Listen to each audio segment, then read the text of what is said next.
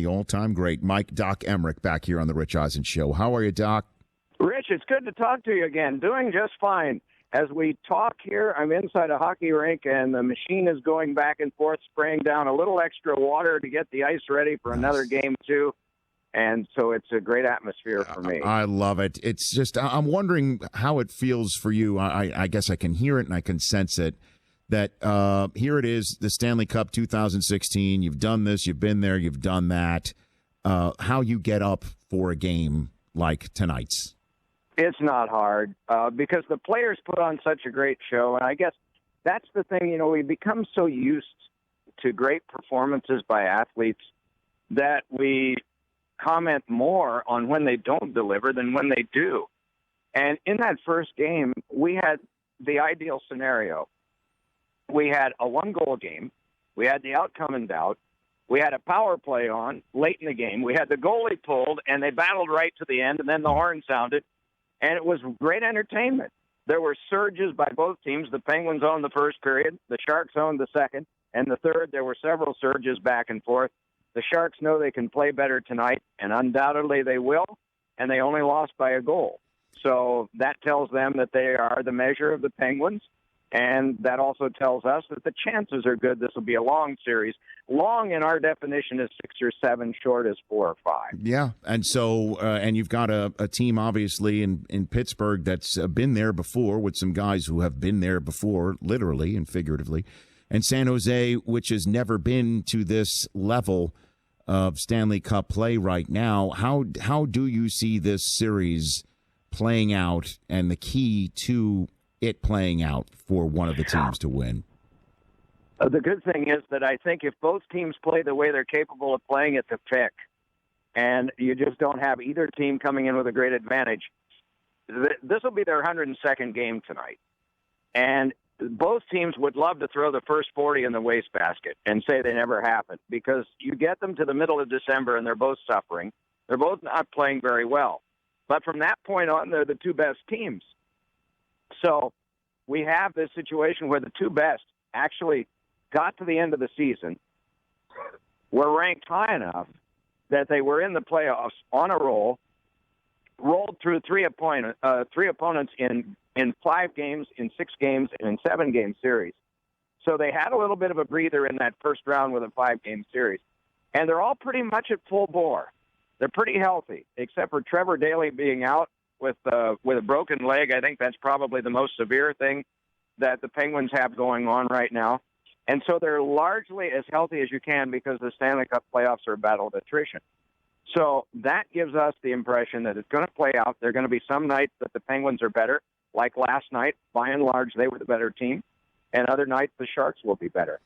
That's what we hope for, and that's what I think we're going to get, is a back and forth, and some nights one team will be dominant, and the other nights the other will. I'm chatting with Mike Emrick, who along with Eddie Olczyk and Pierre Maguire are calling their 10th consecutive Stanley Cup final as a broadcast team. Game 2 tonight on NBC with the puck dropping on the National Broadcasting Company this evening. Mike Emrick here on the Rich Eisen Show. So 10 Stanley Cups. If I had to give you a choice of another sport that you'd want to call, and I know you called Pittsburgh Pirates games in the exhibition season this year, which sport would you choose, Mike? I guess the one I'm in is the one that I'm really committed to. And the other thing I found, I had a chance, Rich, to do 7 NFL games on CBS as the 6th crew. On the odd weekend, it had to be if the Flyers weren't playing, because they didn't want me to miss a Flyers game for football. But if it was on one of those weird weekends when the Flyers weren't playing, normally in September, and they needed a 6th crew because the CBS teams would wind up being the road teams in some cities, and so they would have to televise that. They would pick me. And 5 times I got to work with Hank Stram, and 2 times with one of their brand new guys, and Matt Millen. And I enjoyed doing football, but it was work. On Monday, you get the tapes from that team's previous game the day before, and you study those, and then you start going over names and numbers. A guy named Vern Lundquist, who's very prominent in all sports, gave me some advice the first year about doing football, saying, don't try to memorize all 52 guys. that's what I was doing. Mm-hmm. Names and numbers. He said, your spotter will help you with that. Memorize the guys who are going to have the ball, some significant defensive players, and your spotter will help you with the rest. So my wife and I'd go for walks, and she'd call out Green 26, and the idea was for me to identify the Green Bay player that was 26.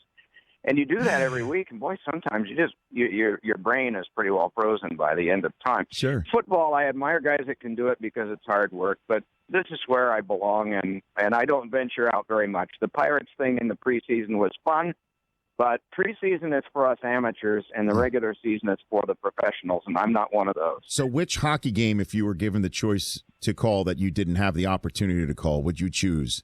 If you just to time warp yourself into the booth for a hockey game that you would like to have been the one? It would probably be, just for the sake of time warping, Rich, it would probably be an original six, maybe between Montreal and Toronto or between Montreal and Detroit.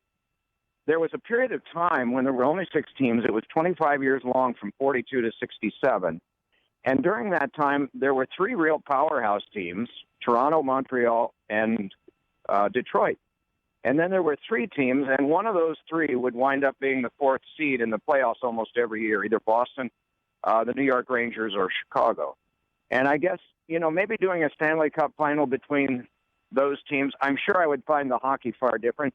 The players were smaller then. The skating wasn't emphasized as much because guys didn't go to skating school and they weren't trained like these guys are today.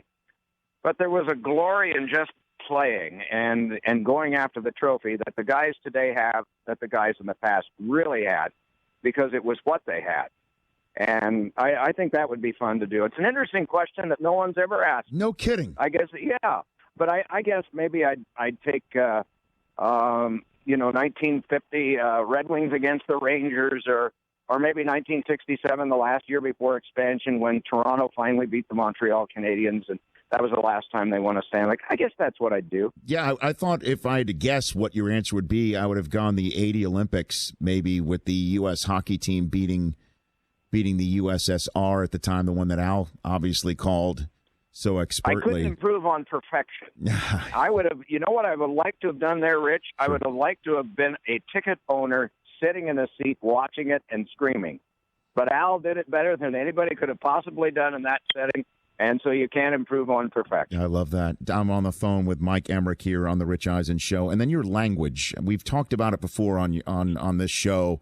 How do you choose your words? I mean, I know it just leaps to mind, but do you ever look at a thesaurus and say that wouldn't be a bad word to describe a poke check or something like that? No, I never have. I don't. I guess I don't talk that way a lot, but I don't know in terms of my vocabulary. It's just how I speak. If I'm talking to Eddie about horses, mm-hmm.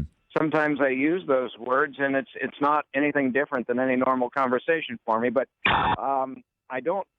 There's nothing that's prepared about it. It just is an action that I see, and it translates. And when you get around 3,500 games, you've had a lot of those actions to see over a period of time, and so Sure. It's translated a lot. And it kind of becomes automatic. So there's no predetermination, that's for sure, because it's such a spontaneous game. Sure. And as you know, I try to get you to use the word schlepped last year.